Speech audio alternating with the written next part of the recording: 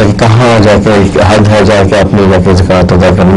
آپ ایک ادھار چیز لے کے آپ ادھار ہی ہوتے ہیں, آپ کو پتہ ہے کہ اس کے اندر سے آپ کو اتنا پروفٹ ہے, لیکن اینڈ آف سال میں جا کے جب آپ کو بیلنس شیٹ بنتی ہے تو اس میں آپ ریڈ شو ہو رہا ہوتا ہے کیونکہ آپ کو اس کا پروفٹ آیا نہیں ہے. تو پھر آپ مانگا کریں زکوٰۃ کی مدد سے زکوٰۃ دے گا کیا مطلب ہے؟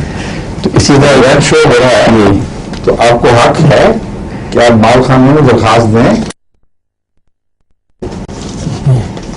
وفی اموالہم حق للسائل والمحروم, ان کے اموال میں بعض دفعہ وہ حق آ جاتا ہے, وہ حق نہیں کھا جاتے ہیں ذاتی.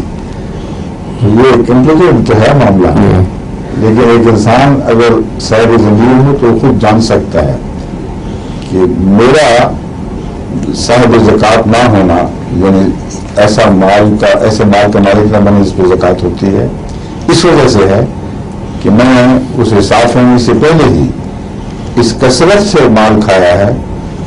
میں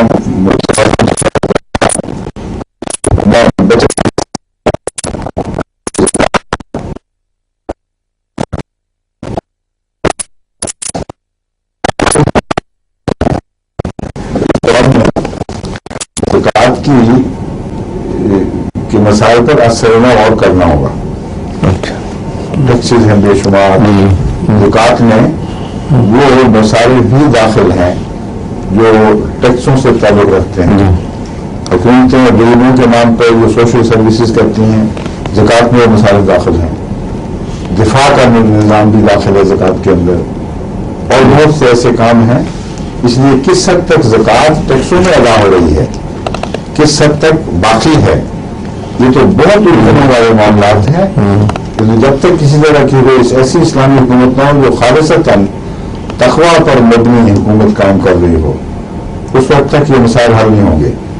وہ اپنے حالات دیکھ کر کہ یا وہ زکوٰۃ پورے لگائیں گے اور ان میں پھر وہ ٹیکس معاف کر دیں گے ان سارے باتوں میں جن میں زکوٰۃ ذمہ دار ہے, یا اسی حد تک زکوٰۃ میں کمی کر کے بتائیں گے کہ اس حد تک زکوٰۃ دے دیا کرو کافی ہے, باقی جو ہم ٹیکس وصول کر رہے ہیں ان میں جن جو میں زکوٰۃ دینی تھی اس سے زیادہ لے لیتے ہیں.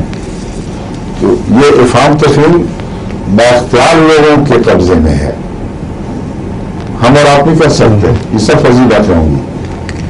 کسی ملک کی بااختیار حکومت ہی مجاز ہے کہ وہ ان باتوں کو فیصلہ کرے اور دیانتداری سے علماء کو بٹھا کر اور اپنے ماہرین میں مالیات کو بٹھا کر افہام تفہیم سے فیصلہ کریں کہ اس وقت زکوٰۃ کی یہاں کیا شکل بنتی ہے.